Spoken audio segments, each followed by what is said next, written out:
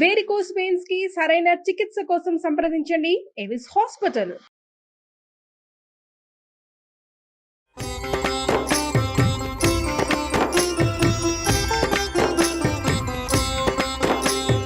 నమస్కారం.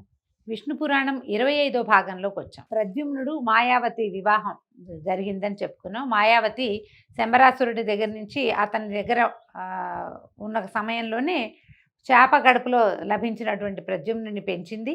తర్వాత అతన్ని వివాహం చేసుకుందని పురాణం కథలో చెప్పబడిందండి.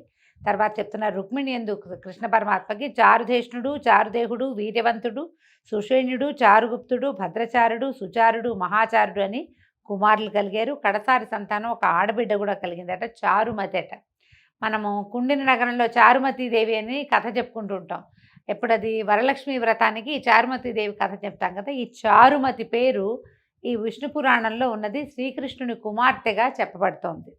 తర్వాత ప్రద్యుమ్నుడు ఈ మాయావతితో వివాహం తర్వాత రుక్మి కూతురిని స్వయంవరంలో పెళ్ళాడేట. ఈ రుక్మి ఎవరు? రుక్మిణీదేవి యొక్క అన్నయ్య, కృష్ణుని యొక్క బావమరిది. ఆయన కూతుర్ని వివాహం చేసుకున్నాడు.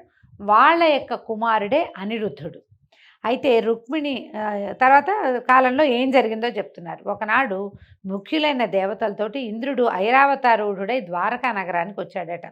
ఇంద్రుని రాక పురరక్షకుల చేత తెలుసుకున్నటువంటి కృష్ణుడు బలరామాదులతో వెళ్ళి ఆదరంగా ఆయన్ని ఎదుర్కొని తీసుకొచ్చి బంగారు గద్దె మీద ఇంద్రుడిని, సముచితమైన ఆసనాల మీద మిగిలిన దేవతలందరినీ కూర్చోబెట్టి ఆచారం ప్రకారంగా, భూలోకాచారం ప్రకారం మర్యాదలు చేశాడు.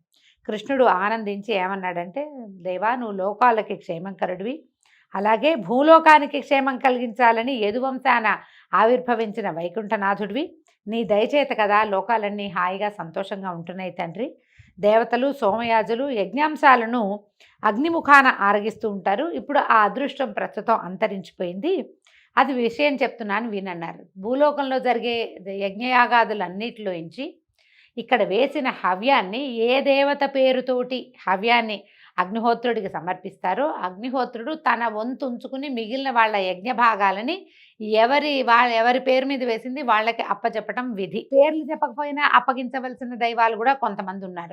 వాళ్ళకి ఇచ్చేసేయాలన్నమాట. ఇప్పుడు ఆ అవకాశం తగ్గిపోయిందట. భూమి యొక్క పుత్రుడు నరకాసురుడు తనలాంటి దుష్టదైత్యులతో ప్రాగ్జ్యోతిష్యం అనే నగరంలో ఉన్నాడు. లోకాలను రకరకాల దుశ్చేష్టలతోటి ఏడిపిస్తున్నాడు. తానే యజ్ఞపురుషుణ్ణని, యజ్ఞభాగం తనకే ఇవ్వాలని శాసిస్తూ యజ్ఞాలే సాగనివ్వకుండా చేస్తున్నాడు.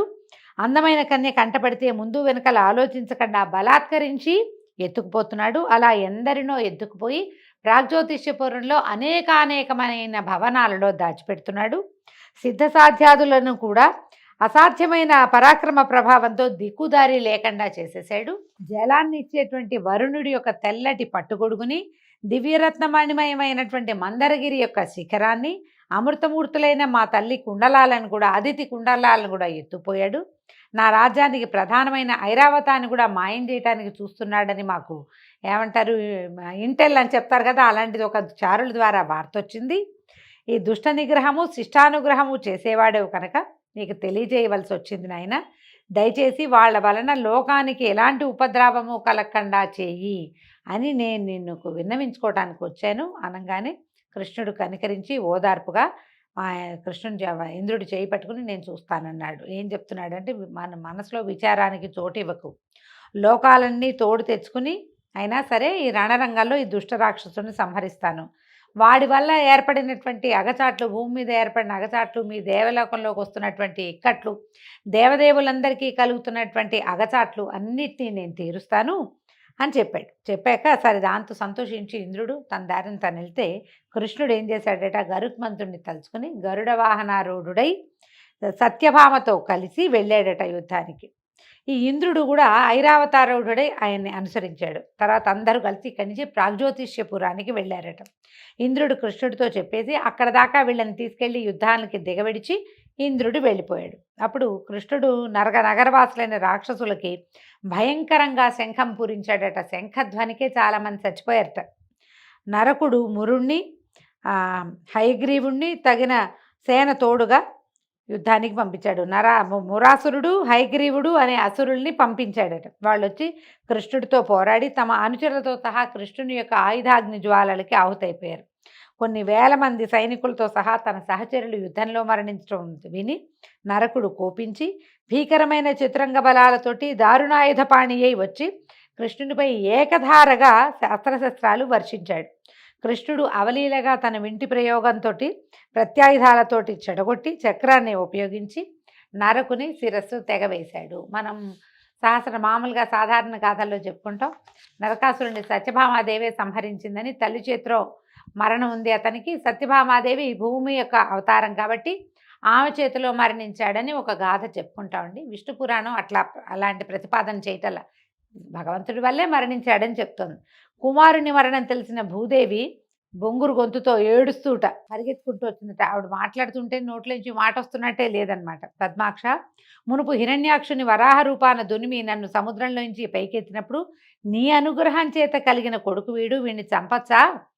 ఏవేవో తప్పులు చేయొచ్చు, వాటిని క్షమించి సన్మార్గాన్ని నడిపించచ్చు కదా, కుమారుణ్ణి చంపావా అని ఆవిడ దుఃఖిస్తే ఈయన అన్నాడట, వసుంధర, నా యందు సద్భావము భక్తి లేనివారు ఆత్మీయులైన కన్న కుమారుడైనా క్షమించేది లేదు. కంసాదులు ఏమయ్యారో నన్ను సర్వాత్మన నమ్మి, ఇప్పుడు వాళ్ళు ఏమయ్యారు మరి? కంసుడు నా సొంత మేనమామ కదా. సర్వాత్మన నమ్మి ధ్యానించే వాళ్ళు పైవారైనా సరే ఆదరిస్తాను. ఎందుకంటే ఈయన చూడండి, ప్రహ్లాద కుమారుణ్ణి ఆదరించాడు. హిరణ్యాక్ష హిరణ్యకశిపులకి స్వయానా కుమారుడైన వాడైనా అతన్ని ఆదరించి తండ్రిని సంహరించాను. లోకానికి అపకారి అయిన నరకుడు కొడుకైనా సరే క్షమించతగదు. సాక్షాత్ ప్రహ్లాదుడు, విభీషణుడు, వీళ్ళని నేను ఆదరించాను.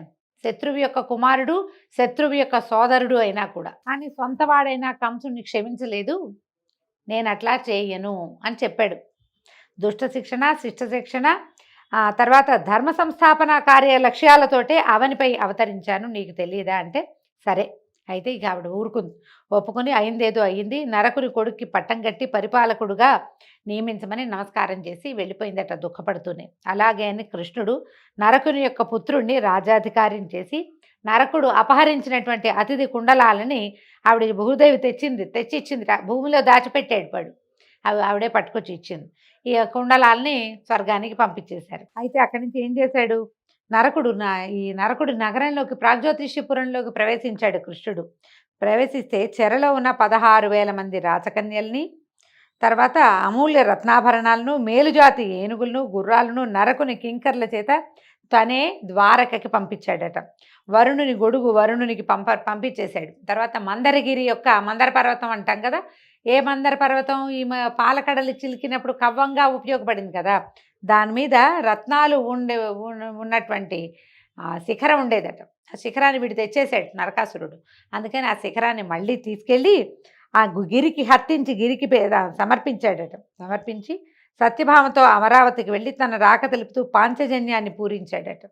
ఈ ధ్వని విని గ్రహించి ఇంద్రుడు ఆనందంగా ఎదురొచ్చి స్వాగతం పలికి లోపలికి తీసుకుపోయి తన బృహస్పతి చేత అర్ఘ్యపాద్యాదులు ఇప్పించాడట. కాసేపు వివిధ విషయాలు మాట్లాడుకున్నాక అతిథి యొక్క కుండలాలని తనే స్వయంగా సమర్పించాలని వచ్చానని చెప్పాడు. చెప్తే సరే ఆమె దగ్గరికి తీసుకెళ్ళి ఆమెకు నమస్కారం చేసి, నరకాసురుడు మరణించాడమ్మా అని చెప్పి ఇదిగో అని ఆభరణాలు ఆవిడకి ఇచ్చేసరి కల్లా ఆవిడ కుమారుడిగా ఉన్నాడు. నేను ఉపేంద్రుడిగా అతిథికి కుమారుడిగా జన్మించాడు. అయినా సరే ఆవిడ పరిపరి విధాలుగా నన్ను ఎందు దయించి నువ్వే స్వయంగా నా దగ్గరికి వచ్చావని ఎన్నో విధాల స్తుతించిందట. అయితే అడిగింది, కల్పవృక్షాన్ని ఆశ్రయించి కట్టుకునే గోచి అడిగినట్టు ఆనాడు నువ్వు నాకు ప్రత్యక్షమైన రోజున ముక్తి కోరకుండా కొడుగ్గా నా కడుపును పుట్టమని కోరాను అనేసరికల్లా అప్పుడు అన్నాడట ఆయన, ఉపేంద్రుడిగా జన్మించాడు ఈయన, ఇంకా వామనుడిగా జన్మించాడు, ఎన్ని రకాలుగానో వీళ్ళకి జన్మించాడు ఆయన. అయితే ఏమన్నాడంటే, కనికరంగా ఒక చూపు చూసి చిరునవ్వుతో అన్నాడు, అమ్మా అలా ఎందుకంటావు, నువ్వు పుణ్యచరిత్రవి, దేవతలకి కన్నతల్లివి, పరమ పతివ్రతగా ప్రసిద్ధురాలైన పుణ్యరాశివి, నీకు మోక్షం పెద్దదా? నీకు మోక్షం పెద్దది కాదు, నీ అంతటి నువ్వే సాధించుకోగలుగుతావు. నా మీద ప్రీతితోటి కదా నన్ను సంతానంగా పొందాలని కోరుకున్నావు. ఎప్పటికీ అతిథి కుమారులలో నేను కూడా ఒకటిగా ఉండటమే నాకు సంతోషం అని చెప్పాడట భగవంతుడు. ఇట్లాంటి అంటే ఎలా అయ్యాడు చూడండి, ఆవిడని ప్రార్థించడం కాకుండా ఆయన కూడా నేను నీకు కుమారుడిగా పుట్టడమే నాకు ధన్యత అని భగవంతుడు ఆమె యొక్క ప్రీతిని, ఆమె మీద ఉన్న ప్రేమని అట్లా మాటల్లో చెప్పాడనమాట. అయితే సతీదేవి సత్యభామని తీసుకొచ్చి ఇలా చూపించిందట. తీసుకొచ్చి ఇదిగో కృష్ణుని యొక్క అష్టభార్యల్లో పరమ ప్రీతికరమైన భార్య ఈవిడేనని చూపిస్తే అప్పుడు ఆవిడ కోడల్ని ఆదరించి, అమ్మాయి నా అనుగ్రహం వల్ల చాలా కాలం ముసల్తనము అందవికారమైన రూపము లేక సౌభాగ్యవతి అయి భోగభాగ్యాలను అనుభవిస్తూ హాయిగా ఉండు అని వరం ఇచ్చిందట. చాలా కాలం వృద్ధాప్యం రాకుండానే ఉందట సత్యభామాదేవి చివరి వరకు కూడా. ఆ తర్వాత తల్లి మాటపై కృష్ణుడి ద్వారక వెళ్ళటానికి అంగీకరించగా కృష్ణుడు బయలుదేరి వెళ్ళాడట. గరుడుపై నందనవనం ప్రాంతం వైపు నుంచి వెళ్తుంటే దివ్య కుసుమ పరిమళంతో తుమ్మెదల ఝంకారంతో మందవాయువు సత్యాకృష్ణులకు స్వాగతం పలికిందట. సత్య ఆనందంగా ఆశ్చర్యంగా ఆ దివ్యవనం దాంట్లో ఉన్న పారిజాత వృక్షాన్ని చూసి ఇలా అన్నదట, ఈ పారిజాతం ఈ నందనవనానికే దివ్యాలంకారంగా ఉంది కదా, తరగని కమ్మని తావితో ఉండే ఈ పారిజాత కుసుమాలు నిత్యము సఖులు తాను కొప్పును ధరిస్తూ ఉన్నటువంటి ఈ ఇంద్రసుందరైన ఈ సచీదేవి ఎంత అదృష్టవంతురాలు, ఇంద్రుని కన్నా మిన్నగా భోగాలు ఇచ్చేవాడివి నువ్వేనని అందరూ చెప్పుకోవటమే కానీ నీ భార్యనైన నాకు ఆ ఇంద్రుని భార్యకి లభించే భోగం లభించట్లేదు. ఇలాంటి దివ్య కుసుమ ధారణ అద్భుతమైన పుష్పాలని తల్లో పెట్టుకునేటువంటి అవకాశం భోగం నాకు లేదు కదా. సరే, ఇప్పుడు నేను నీతో యుద్ధానికి వచ్చాను, నువ్వు నా కోరిక తీర్చు. ఈ పారిజాత వృక్షాన్ని తీసుకుపోయి నా మేడ పెరట్లో నాటితే ప్రతిదినము చెలికత్తెలు ఈ పువ్వులు పెట్టి నా కొప్పులో ముడుస్తుంటే నాకు కలిగే సంతోషము సంతృప్తి మామూలు కాదు కదా. అప్పుడప్పుడు రుక్మిణి జాంబవతి మొదలైన నా సౌతులకు కూడా పళ్ళాలతో ఇన్ని పువ్వులు పంపిస్తూ ఉంటాను. వాళ్ళు అవి తీసుకుని నా ఆధిక్యానికి వాళ్ళు సిగ్గుపడాలి. మరి నా కోరిక తీర్చు. ఇంకా నీకు నా మీద ప్రత్యేకమైన ప్రేమ ఉన్నట్టు నేను నమ్ముతాను నువ్వు ఈ పని చేస్తే అనేసరికల్ ఈయన ఏం చేశాడట, కృష్ణ పరమాత్మ కథ చూడండి ఎలా మారిందో. ఇక్కడ ఆ నందనవనంలోకి ప్రవేశించి సమూలంగా ఆ వృక్షాన్ని ఇట్లా కౌగిట పట్టుకున్నాడట. ఒక చేత్తో బాహుతోటి చుట్టి పట్టుకుని సత్యభామని లేవదీసినంత సులువుగా ఈ దివ్య పారిజాత వృక్షాన్ని లేవదీయబోయాడట. దిగిపోయేసరికల్లా వనపాలకులు పరిగెత్తుకుంటూ వచ్చి, ఈ చెట్టు ఏమయ్యా, ఈ చెట్టు పుష్పాలు దేవరాజు భార్య సతీదేవి ముడుచుకోవాలి కానీ మానవాంగలకి నిమేషులు చేయవలసిన పని కాదు, మీకు రెప్పపాట్లు ఉన్నాయి, అనిమేషులు అలంకరించుకోవాల్సినటువంటి పువ్వులు ఇవి, మానవాంగలకి అవకాశం లేదు. ఈ విషయం తెలిస్తే ఇంద్రుడు అలిగి ఎంత కోపం తెచ్చుకుంటాడో. ఆయనతో స్నేహం కావాలంటే ఈ చెట్టు వైపుకి తల తిప్పి కూడా చూడొద్దు, నువ్వు మీ దారిని మీరు వెళ్ళండి, ప్రయాణమై వెళ్తున్న వాళ్ళు అనగానే కృష్ణుడు నవ్వాడట. నవ్వి ఊరుకున్నాడు ఆయన ఏమల్లా. కానీ సత్యభామ ఒప్పుకోలేదట. చాలించండి మీ మాటలు, ఎక్కడ ఇంద్రుడు, ఎక్కడ శచి, ఎక్కడ పారిజాతం, ఇది సముద్రంలో నుంచి వచ్చింది, క్షీరసాగరంలో నుంచి వచ్చింది కదా పారిజాత వృక్షం, ఇది అన్ని లోకాల వారికి దీని మీద అధికారం ఉంది. కాగా నా భర్త అయినా సామాన్యుడిగా చూసి ఏదో పిచ్చిబాగులు బాగుతున్నారు. మీ ఇంద్రుడికి మీ దేవతలకు ఆరాధ్యుడైన మహానుభావుడు, వీళ్ళంతా ఇప్పుడే ఇక్కడ ఆరాధించడం మీ శచికి తెలియదు, ఇప్పుడు ఇంత ఆరాధించారు. ఒకవేళ ఆవిడ భర్తకి శచీదేవి భర్తకు కనుక భుజబలం ఉన్నట్టయితే నా మొగుడు భర్తని ఎదిరించి ఈ చెట్టుని దక్కించుకోమను, అనవసరమైన గొణుగుడు ఎందుకు అని ఆవిడ సంబంధం లేని శచీదేవి పేరెత్తి యుద్ధానికి పురికొల్పింది సత్యభామాదేవి. స్త్రీలు ఇలాంటి పనులు చేస్తారని చెప్తున్నాడండి. ఒట్టి పుణ్యానికి రెచ్చగొడతారనమాట. వాళ్ళు వద్దన్నారు. ఈయన ఓసారి నేను ఇంద్రుడిని అడుగుతాను, ఇంద్రుడితో మాట్లాడతానంటే సరిపోయేది. కానీ ఇప్పుడు ఒప్పుకోలేదు. మా ఆయన తక్కువ అనుకున్నావా, ఆయన చాలా లోకపాలకుడు, వీళ్ళందరినీ మావాయడే రక్షించాడు, ఆవిడెవరు కావాలంటే ఆవిడని అలా చేయమని, ఈ పువ్వులు కావాలంటేనని రెచ్చగొట్టు వదిలిపెట్టింది. ఈ వనపాలకులు పరిగెత్తుకుంటూ వెళ్ళి సత్యాదేవి ఏమందో శచీదేవికి చెప్పారు. చెప్పగానే ఆవిడ కోపించి భర్తకి చెప్పింది. ఇంద్రుడు కోపించి చతురంగ బలాలతోటి కృష్ణుడి మీద యుద్ధానికి వెళ్ళాడట. యుద్ధం మహోద్ధతంగా జరిగింది. కృష్ణుడు లోకభీకరంగా పాంచజన్యం పూరించి విల్లు సారించి ఏకధాటిగా శరప్రయోగం చేశాడు. దేవబలాలు విజృంభించి దివ్యమంత్ర ప్రయోగంతో శస్త్రశస్త్ర ప్రయోగం చేయగా కృష్ణుడు కూడా తాను ప్రత్యస్త్రాలు ఉపయోగించి సురలను యుద్ధపరాంగుముఖుల్ని చేశాడు. అలాగే గరుత్మంతుడు కూడా ముక్కుతో కాళ్లతో సుర సైనికుల్ని చీల్చి చెండాడాడు. ఇంతలో ఇంద్రుడు ఐరావతారూఢుడై తన సైనికులతోటి వచ్చి వజ్రాన్ని కృష్ణుడి మీద ప్రయోగించాడు. అయితే అది కృష్ణుడి మీదకి వచ్చి ఆయన ఏం చేయలేక పక్కకి వెళ్ళిపోయింది. అంతలో కృష్ణుడు ఏం చేశాడు, యుద్ధోన్మత్తత, మన పోట్లాడుతుంటే ఇంకా అయిపోతుంది, ముందేదో మాటలు వస్తాయి, తర్వాత చేతులు కలుస్తాయి, తర్వాత జుట్లు పట్టుకుంటారు, కాళ్ళు చేతులు అన్నీ లేస్తాయి కదా, ఎవరైనా దానికి అతీతులు కాదు. ఎప్పుడైతే ఈ వజ్రం తన మీదకి ప్రయోగించబడిందో కృష్ణుడు చక్రం తీశాడట. లోకమంతా ఆక్రోశించింది. ఆ విషయం తెలిసి శచీదేవి పరుగునొచ్చి శిరసు వంచి చేతులు జోడించి నమస్కారం చేసి పరిపరి విధాలుగా ప్రార్థించిందట. బతిమలాడింది, నాది దేవపతి తప్పులు పట్టించుకోవద్దు, నాకు దయచేసి పతిభిక్ష ప్రసాదించు అని వినయంతో భక్తిభావంతో నమస్కారం చేసింది. శచీదేవి ప్రార్థనలకి కృష్ణుడు ప్రసన్నుడై ఆదరించాడు. అలాగే చల్లని చూపులతో ఇంద్రుడిని కూడా ఆదరించన్నాడు. ఇంద్ర, అంత కోపంతో ఎందుకు వచ్చావు? ఈ చెట్టు నాదైతే నీ సంపదకి ఏమైనా లోపమా? దీని పువ్వులు సత్యభామకి మనోహరాలు, వాటి కోసమే ఈ పని జరిగింది. దీన్ని ద్వారకకి తీసుకుపోతాను, ఆమె కోరిక తీర్చాలి. ఎందుకంటే ఆమె యుద్ధానికి వచ్చింది నాతో పాటు. వనపాలకులు చెప్పింది విని ఆలోచించక ఇంత కోపంతో యుద్ధానికి వచ్చావు, ఇదేం పని అని అడిగేసరికల్లా అప్పుడు ఇంద్రుడు చెప్పాడట, వాస్తేవా, మానవ లోకంలో ఉండవలసింది కాదు ఈ వృక్షము, నిజానికి ఇది దివ్య వృక్షం. మనుషులకి నిద్రాహారాలు చాలా ఉంటాయి, మానవ లక్షణాలు, వాటి మధ్య ఉండదగింది కాదు. నీ మాట కాదని లేక అంగీకరిస్తున్నాను, తీసుకెళ్ళు. నీ అవతార సమాప్తి అయిన వెంటనే ఈ చెట్టు నందనవనానికి చేరాలి, అలాగే అగ్గాక అని అడిగేసరికల్లా కృష్ణుడు కూడా తథాస్తు అన్నాడు. నా అవతార పరిసమాప్తి తర్వాత ఆయుధాలు అన్నీ స్వస్థానాన్ని చేరుకుంటాయి, అలాగే పారిజాత వృక్షం కూడా స్వస్థానానికి చేరుకుంటుందని అభయం ఇచ్చి ఆ పారిజాత వృక్షంతో భూలోకంలోకి వచ్చాడు. ద్వారకా నగరానికి ప్రవేశించి తర్వాత ఆ చెట్టుని సత్యభామ ఇంటనున్న ఉద్యానవనం నడుమ ప్రతిష్ఠించారు.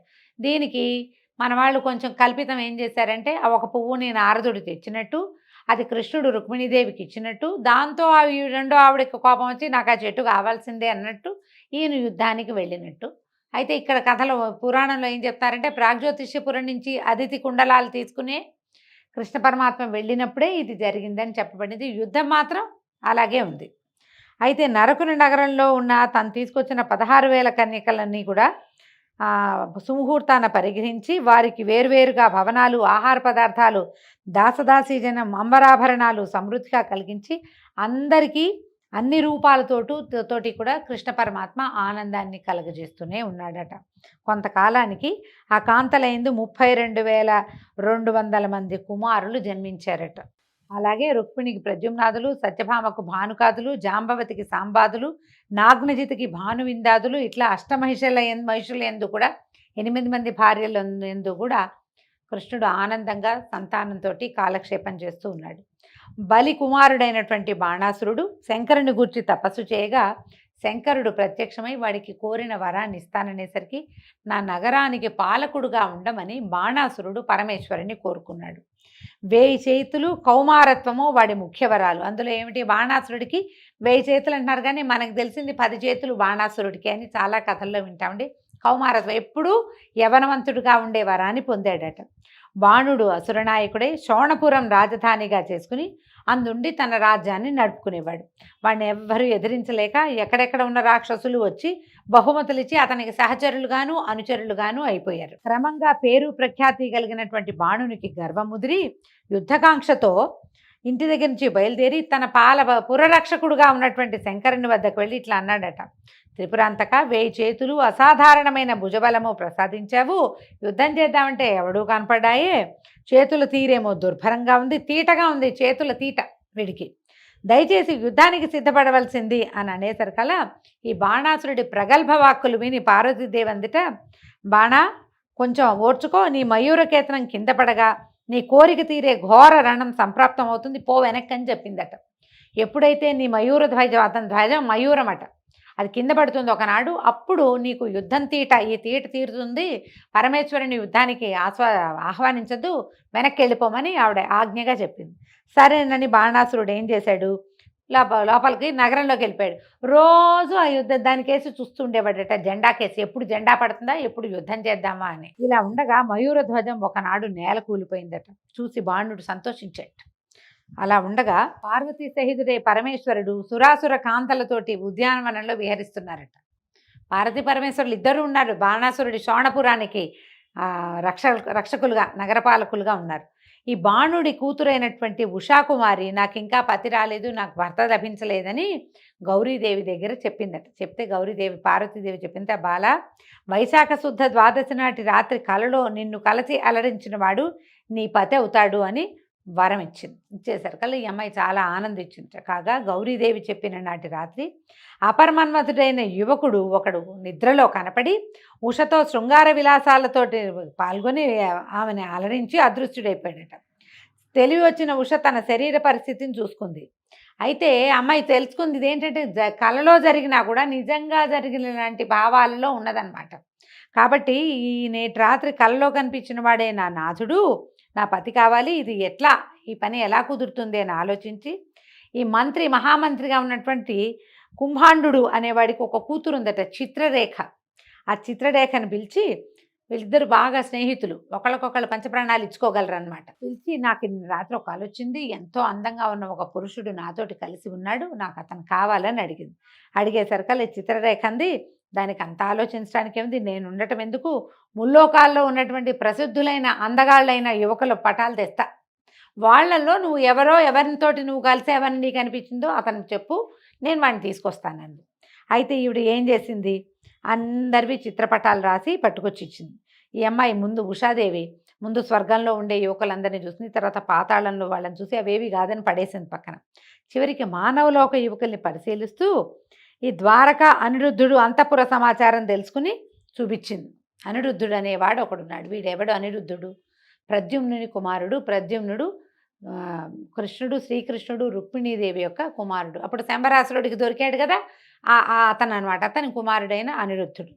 చెప్పేసరికి ఈ చిత్రలేఖ చూపిస్తే, అబ్బో గడుస్తానివి, నువ్వు అదృష్టంతరాలు, నిజంగానే నవమన్మథుడు అని చెప్పి రాత్రికి రాత్రి ఆకాశ మార్గాన ద్వారకకి వెళ్ళి రాక్షసమాయితోటి అనిరుద్ధని భవనంలో ప్రవేశించి నిద్రలో ఉన్న అతనిని తన మాయతోటి బంధించి గాల్లో తీసుకొచ్చి ఉషకప్పచెప్పింది.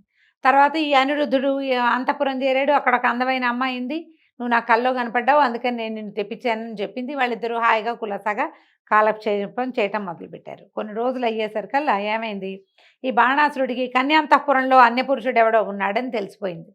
కొంతమంది భటుల్ని పంపించాడు. ముందు అనిరుద్ధుడు ఖడ్గపాణి అయి విజృంభించి బాణుని వీరభటులను యమపురికి పంపించేసరికల్లా బాణుడు ఏం చేశాడు, ఆయనే డైరెక్ట్గా యుద్ధానికి వచ్చి సరాసరి యుద్ధం నేరుగా యుద్ధం చేసి నిశితాస్త్ర ప్రయోగాలను వెలయించి నాగపాశ బద్ధుని చేసి కూతురుతో సహా అనిరుద్ధుని చెరసాలలో పడేశాడట. అయితే ఇక్కడేమైంది, ఈ కుర్రాడు ఎక్కడికో వెళ్ళాడు అనుకుంటున్నారు వాళ్ళు. ఎక్కడికి వెళ్ళాడో, మాయమయ్యాడు, ఎక్కడికి వెళ్ళాడో తెలీదు. యువకుడు ఏదో వేటాసక్తికో ఏదైనా కన్యాన్వేషణకో వెళ్ళాడు అనుకున్నారు. ఇక్కడ ఏదో ప్రమాదం జరుగుంటుందని వాళ్ళు ఊహించల. నారదుడు కలహాసనుడు ముందు కథల్లో కూడా చెప్పుకున్నాం మనం. ద్వారకకు వెళ్ళి కృష్ణుడిని దర్శించి పార్వతీదేవి బాణాసురుని కూతురైన ఉషకి ఏం చెప్పిందో, ఆ తర్వాత అనిరుద్ధుడిని బాణుడు ఎట్లా నాగపాశబద్ధుని చేసి చెరలో ఉంచాడు, ఈ మొత్తం మధ్యలో చెప్పుకున్న కథ అంతా తీసుకెళ్ళి అందించాడు. అందించగానే వెంటనే కృష్ణుడు బలభద్ర ప్రద్యుమ్నాదులు రణకోవిదులు వెంటరాగా గరుడవాహండై శోణపురానికి వెళ్ళి లోకభీకరంగా పాంచజన్యాన్ని పూరించాడట. ఆ శంఖధ్వనికి జగమంతా తల్లడిల్లిపోయింది. అంతలో శివుడు పురరక్షణకి ఒక జ్వరశక్తిని కల్పించి పంపించాడట. అయితే ఆ జ్వరశక్తి బయటకు వచ్చి మంత్రించిన భస్మాన్ని బలభద్రుడి మీద జల్లిందట. ఆ భస్మం మీద పడేసరికల్లా బలరాముడికి ఒక వేడి వచ్చేసింది. జ్వరం అంటే టెంపరేచర్ మామూలు జ్వరమే, ఒళ్ళంతా ఉడికెత్తిపోయింది. ఆ జ్వరంతో స్పృహ తప్పిపోయాడట. తప్పేసరికల్లా ఆయన తీరు చూశాడు. చూసి కోపము సంతాపము, మా అన్న మీదకే వస్తావంటే అన్నం మీదకి వస్తే కృష్ణుడి మీదకి వచ్చినట్టే. అయితే ఇంత జ్వరంతో స్పృహ తప్పిపోయిన బలభద్రుడిని లేవదీసి కౌగులించుకున్నట్టు. ఈయనేమిటి పూతన దగ్గర చనుబాలు దాగి ఒక గుక్కెడి పాలతో దాని ప్రాణాలు హరించినవాడు. జ్వరం ఒక లెక్క, ఈ కావుగులించుకునేసరికల్లా ఆయన జ్వరం అంతా వదిలిపోయి ఈయనకి స్పృహ వచ్చేసింది.